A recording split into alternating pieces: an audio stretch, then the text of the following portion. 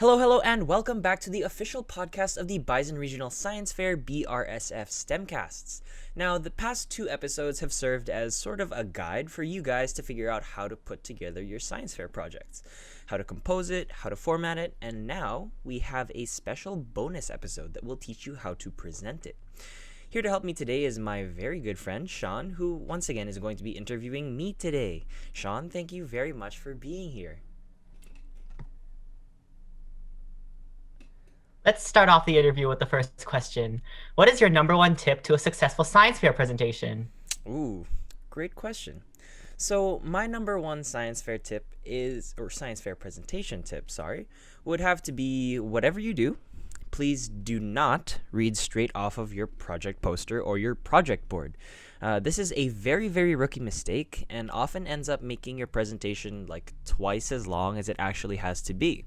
Adding on to that, reading off of your project board could end up coming off as pretty redundant and could take away the wow factor that your project should theoretically have. I mean, the project board or poster board, project poster, it's there for a reason, but that reason is not for you, the presenter, to read it.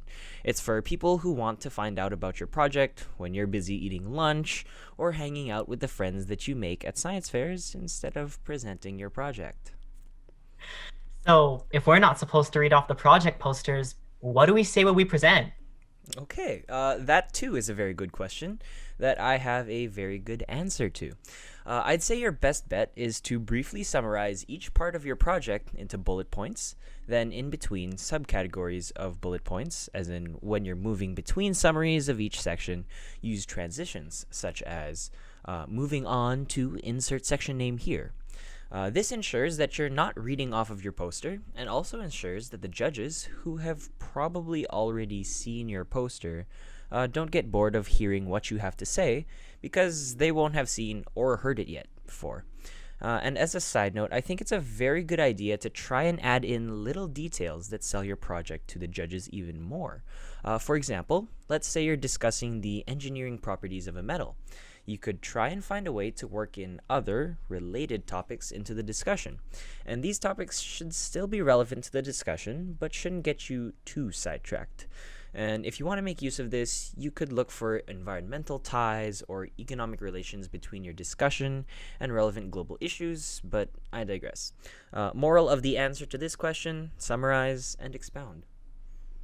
Okay, so moving on to the second part of judging, the scarier part of judging.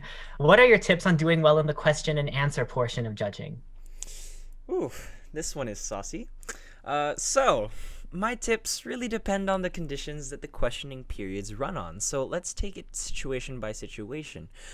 First, however, I would like to say my first number one tip is to come up with possible questions with a partner, a parent, or a friend, and write down some answers to them.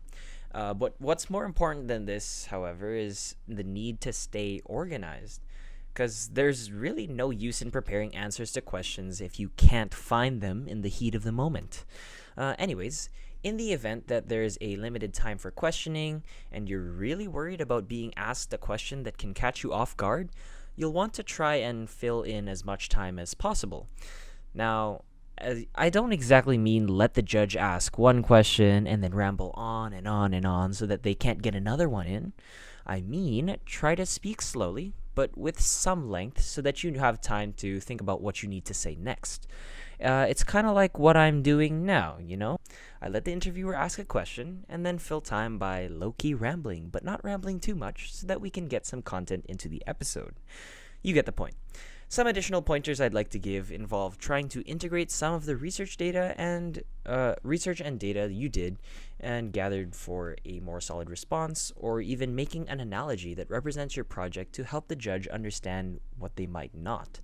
Now, in the event that there's no set time for questioning, it's even more important than usual to make sure that you answer the questions the judge has asked, because you won't know whether or not there will be any more following. Okay, so finally, what general advice would you give to someone in regards to presenting a science fair project?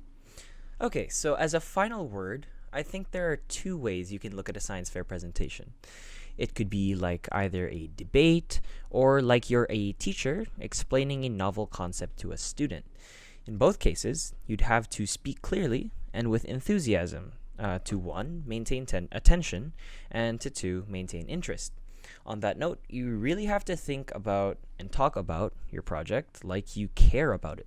I mean, let's face it, if you're speaking like an emotionless robot, even if your project has to do with robotics, nobody's going to feel the innate excitement that a science fair presentation should bring. So, make sure to really put some passion into your voice when you speak. Make sure to make gestures if you need to. Make sure to speak with as much diction as possible. And most importantly, make sure to smile. All right. So that seems like all the time we have for today, and that concludes the BRSF STEMcast Science Fair mini-series bonus episode on presenting a science fair project. Great. If you guys have any further questions, make sure to leave them down below in the comments or on our socials at BRSF_MB on Instagram or at Bison Fair on Twitter. Make sure to like and subscribe for all the latest STEM news and all the best science fair tips and tricks, and we'll be sure to see you here next time on STEMcasts. Bye-bye! Bye.